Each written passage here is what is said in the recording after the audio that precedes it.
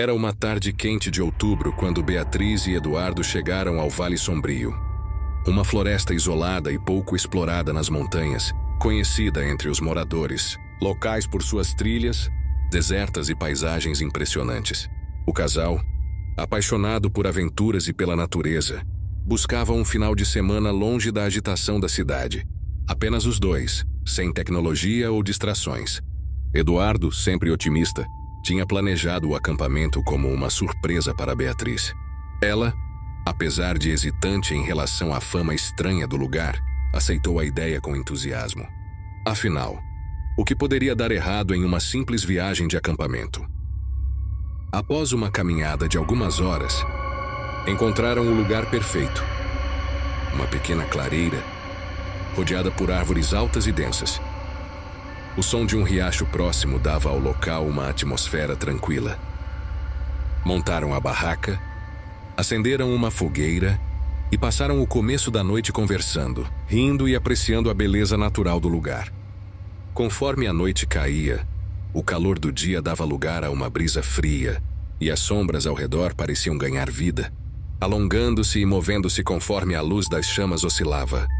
O silêncio que se seguiu ao entardecer era absoluto, sem os sons habituais de animais noturnos. Isso incomodou Beatriz, mas Eduardo, sempre prático, riu. É só a tranquilidade da natureza, amor. Estamos longe da civilização. Aproveita o silêncio. Mas algo dentro dela sentia que o silêncio não era normal. Parecia antinatural, um vazio opressor que fazia o ar parecer mais denso, difícil de respirar.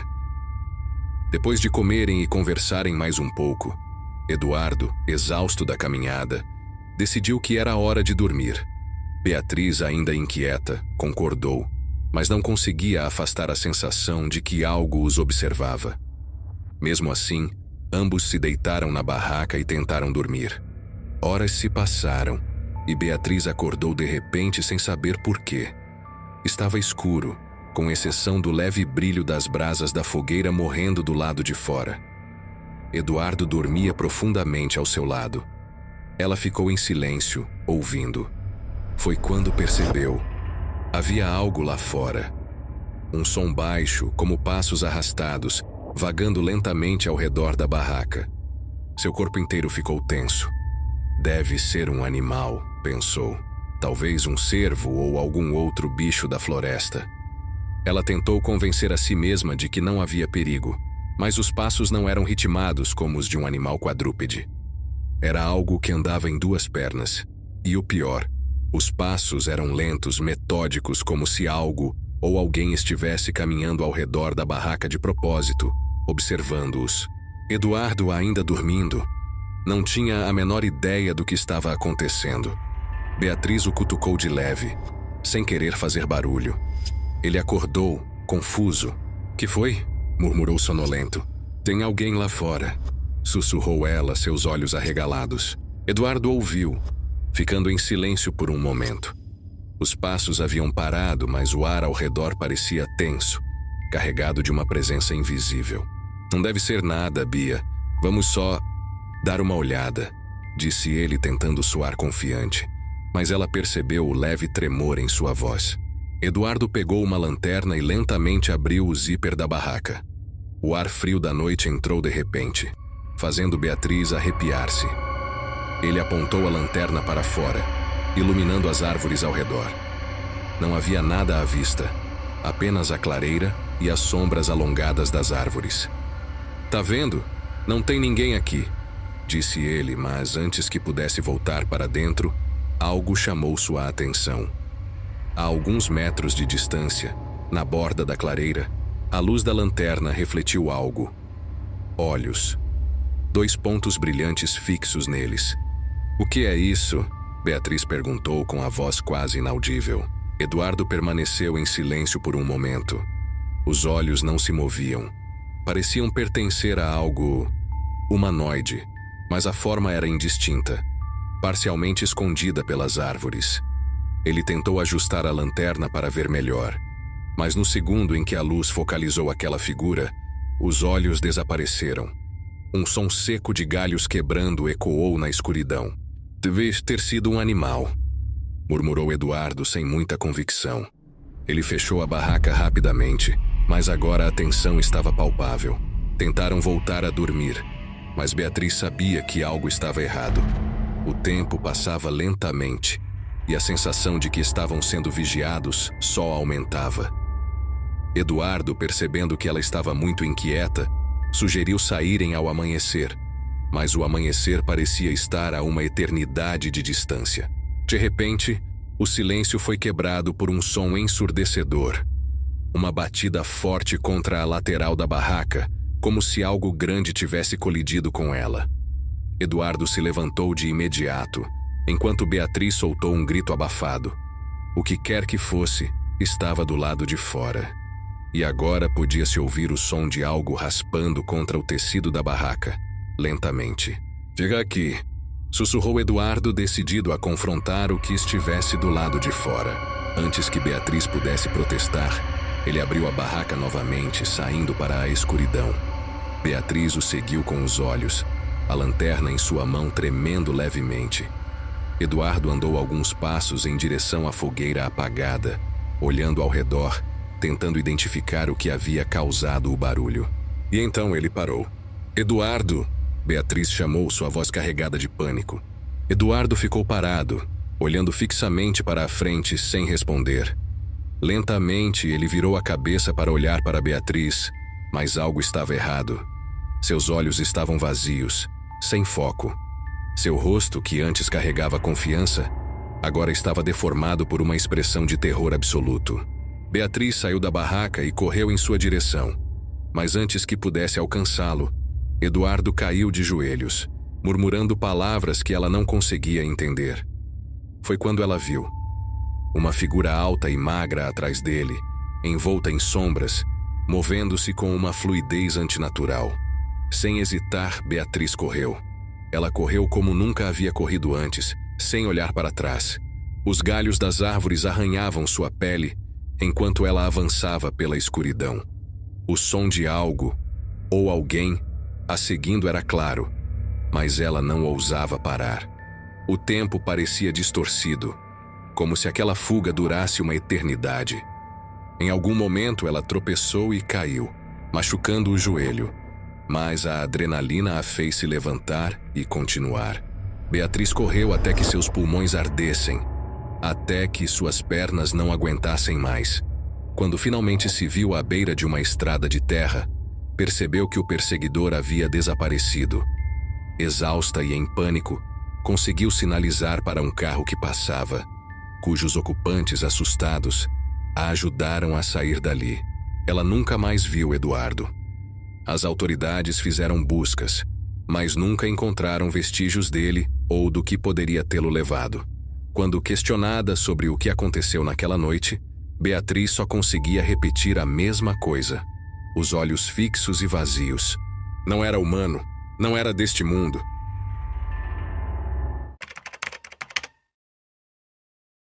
Era uma tarde clara e sem nuvens, quando 5 amigos se aventuraram pela Floresta das Almas Perdidas.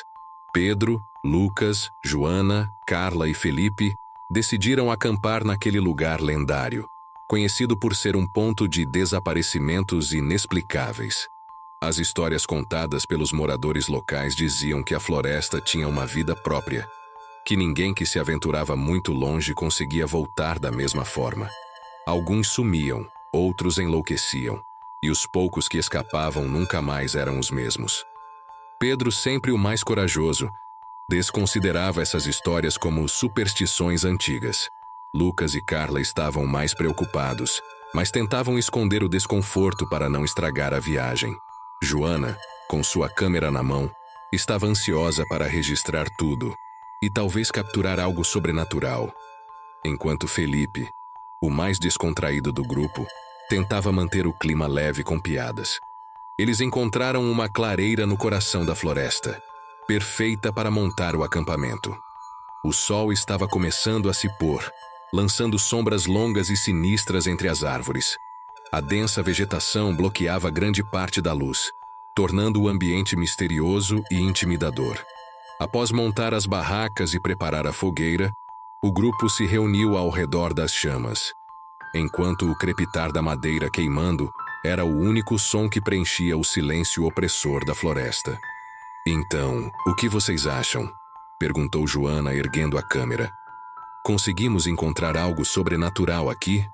Se houver algo, vai ser porque você atraiu, brincou Felipe, rindo. Carla olhou ao redor, inquieta. Talvez devêssemos ficar perto da clareira. Algo nessa floresta. Parece errado. Pedro revirou os olhos. Relaxa, Carla. Isso tudo é só imaginação. As pessoas inventam histórias para assustar. Vamos aproveitar a noite, amanhã a gente explora mais. Porém, enquanto a conversa fluía, uma sensação incômoda começou a se instalar. Os sons da floresta, o canto dos pássaros, o vento nas folhas, haviam desaparecido. Um silêncio mortal envolveu o grupo, e o ar pareceu ficar mais denso. Foi quando Lucas percebeu algo. Não muito longe da fogueira, entre as árvores, havia uma figura imóvel, olhando para eles. No começo, ele achou que fosse apenas uma sombra, mas os contornos da silhueta eram inconfundíveis. Vocês estão vendo aquilo? Perguntou Lucas, a voz tremendo. Todos se viraram para olhar, e o que viram fez o sangue gelar. Entre as árvores, um homem parado, completamente imóvel. Ele estava de pé, com os braços soltos ao lado do corpo, e usava roupas antigas, de uma época que não fazia sentido estar ali. O rosto era pálido e sem expressão, mas seus olhos estavam vazios. Pedro se levantou tentando parecer corajoso. Ei, quem é você? Mas o homem não respondeu. Ele apenas ficou ali, parado como uma estátua. Vamos sair daqui, disse Carla, a voz trêmula, dando um passo para trás. Antes que Pedro pudesse responder, o homem desapareceu. Não correu, não se moveu, simplesmente deixou de existir, como se nunca estivesse ali. Joana, com a câmera em mãos, tentou captar o que viu, mas nada apareceu na gravação. Isso foi real, certo? Murmurou Joana, mais para si mesma. Sim, respondeu Felipe, agora sem sua habitual descontração. Nesse momento, um barulho repentino quebrou o silêncio. Galhos sendo quebrados, folhas sendo esmagadas.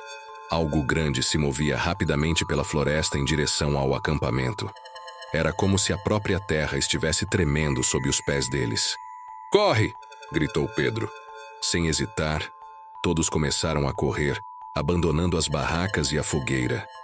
As árvores ao redor pareciam fechar o caminho, como se estivessem vivas, tentando prendê-los.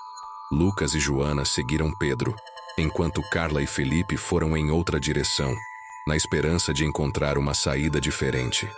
Correndo desesperadamente, Lucas, Pedro e Joana chegaram a um pequeno rio. Eles pararam, ofegantes, tentando entender o que estava acontecendo. O som do rio correndo parecia trazer um momento de paz, mas isso não durou muito. Cadê Carla e Felipe? Perguntou Joana, olhando para trás, mas tudo o que conseguia ver era a escuridão entre as árvores.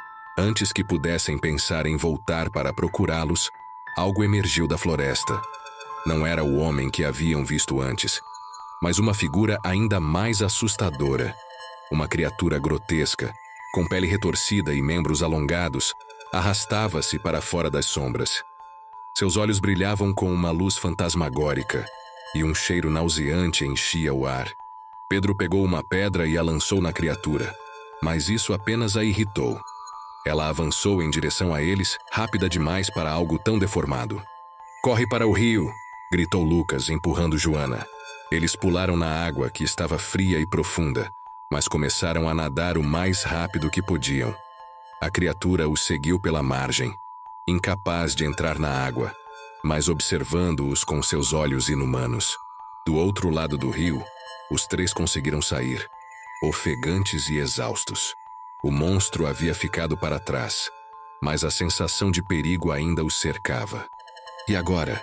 Perguntou Joana, tremendo tanto de medo quanto de frio. Precisamos encontrar Carla e Felipe, disse Pedro, decidido. Enquanto isso, Carla e Felipe corriam pela floresta, tentando encontrar uma saída. Os sons de passos pesados e a presença de algo os perseguindo eram constantes. Felipe, desesperado, tropeçou em uma raiz e caiu, torcendo o tornozelo.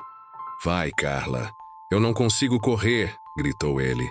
Carla hesitou por um segundo, mas o medo a impulsionou a continuar. Ela correu, ouvindo os gritos de Felipe ficando para trás, até que o silêncio voltou a reinar. Não sabia o que havia acontecido com ele, mas algo dentro dela dizia que ele não havia sobrevivido. Finalmente Carla chegou a um campo aberto. De longe ela viu luzes, a estrada. Ela correu na direção das luzes, lágrimas escorrendo pelo rosto. Pedro, Lucas e Joana continuaram a andar pela floresta, sem saber que Felipe havia sido capturado e Carla estava a salvo. O peso da noite tornava tudo mais sombrio e eles estavam exaustos. De repente Lucas parou. Ouviram isso?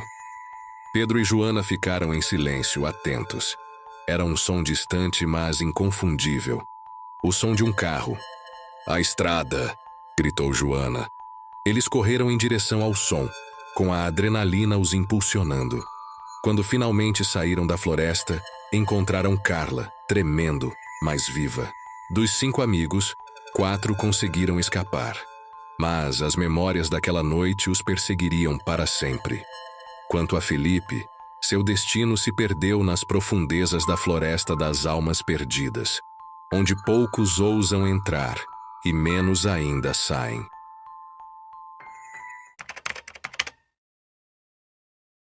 Era uma noite sem lua, quando um grupo de amigos decidiu acampar no famoso Lago dos Sussurros, localizado em uma região remota das montanhas. Diziam que o lago tinha esse nome por causa de estranhos murmúrios que podiam ser ouvidos à noite, especialmente quando o vento soprava. Os sussurros eram, para muitos, apenas o som do vento entre as árvores, mas outros acreditavam que o lago guardava segredos sombrios. Léo, Marina, Bruno e Alice eram amigos de infância. Eles adoravam aventuras e já haviam acampado em vários lugares, mas nunca em um local com uma história tão peculiar. Marina era a mais cética, sempre desafiando as lendas locais, enquanto Bruno parecia fascinado pelos mistérios. Léo e Alice, por outro lado, estavam ali apenas pela diversão. Chegaram ao lago ao entardecer, e o cenário era deslumbrante. A água refletia as montanhas ao redor, e o silêncio era quase perturbador. Eles montaram as barracas e acenderam uma fogueira enquanto o crepúsculo se transformava em noite. Então, alguém vai contar uma história de terror? Perguntou Léo com um sorriso malicioso. Bruno, sempre o mais disposto a contar histórias assustadoras, tomou a palavra. Vocês já ouviram falar da lenda da Dama do Lago?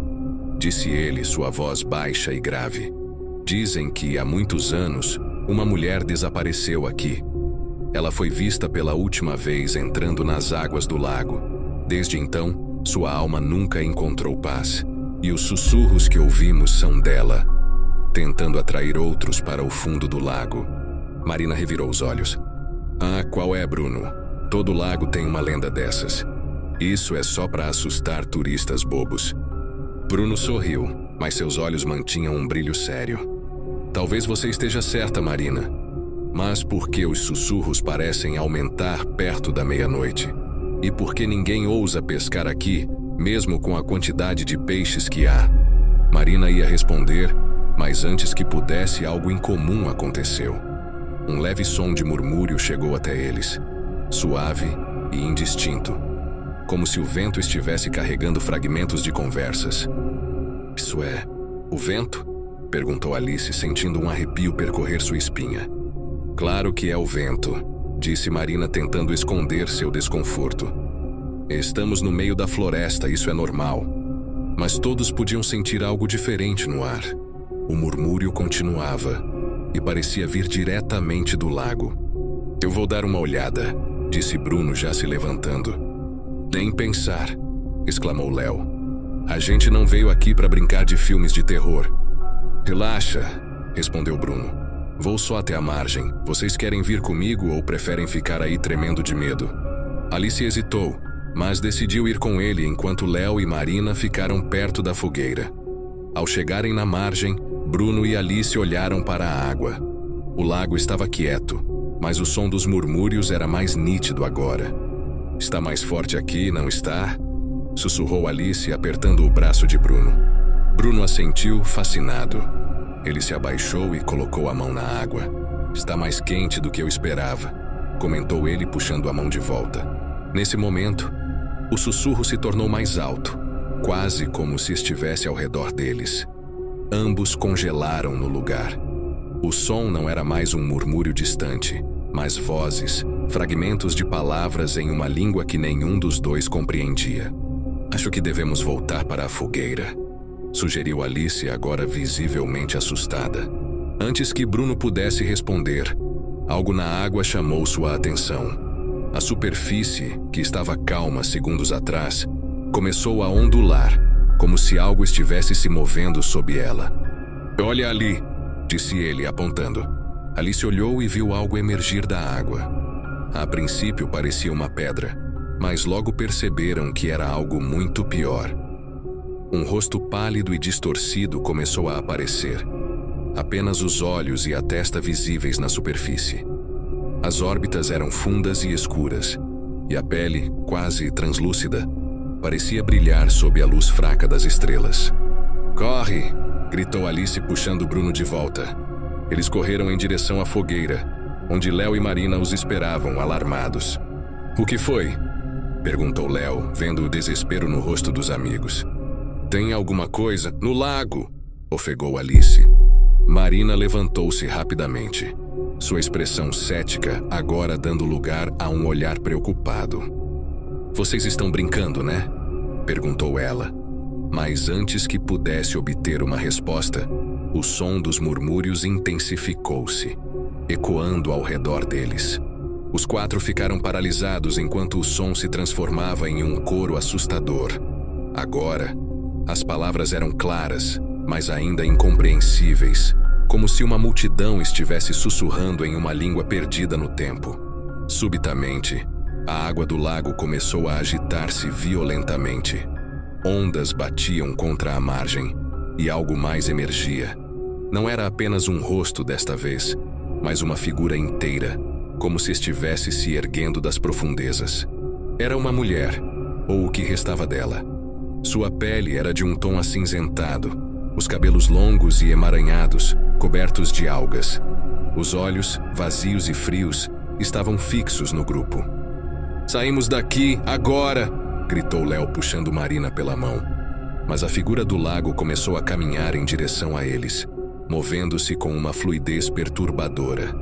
A cada passo que dava, o som dos sussurros aumentava, ecoando em suas mentes, como se estivesse tentando penetrar em seus pensamentos. Eles correram para a floresta, deixando a fogueira para trás. O som dos murmúrios não os deixava, e por onde passavam, parecia que as árvores sussurravam também, como se o próprio lago tivesse controle sobre a floresta ao redor. Precisamos voltar para o carro, gritou Marina, tentando manter a calma. Mas o carro estava longe, do outro lado da colina, e o caminho era traiçoeiro à noite. Mesmo assim, eles continuaram, com a sensação de que algo os seguia de perto. Finalmente, depois de o que pareceram horas, avistaram o carro. Mas antes que pudessem chegar até ele, o som parou abruptamente. O silêncio que se seguiu foi ainda mais aterrorizante. Eles pararam, tentando recuperar o fôlego. Mas algo estava errado. O lago já não estava visível, mas uma névoa espessa os envolvia, bloqueando a visão. O que está acontecendo? Perguntou Alice com a voz trêmula. Antes que alguém pudesse responder, a figura apareceu novamente, agora flutuando sobre a névoa, seus olhos vazios brilhando com um ódio antigo. Vocês não deveriam estar aqui, disse a figura, sua voz um eco dos sussurros que eles ouviram antes. Com um último grito, a figura avançou sobre eles e tudo ficou escuro. Ninguém jamais encontrou os corpos dos quatro amigos. Apenas as barracas e a fogueira, ainda acesa, foram encontradas na manhã seguinte, à beira do Lago dos Sussurros. E desde então, os sussurros se intensificaram, como se mais vozes tivessem se juntado ao coro da noite. E quem escuta os murmúrios, raramente volta para contar a história.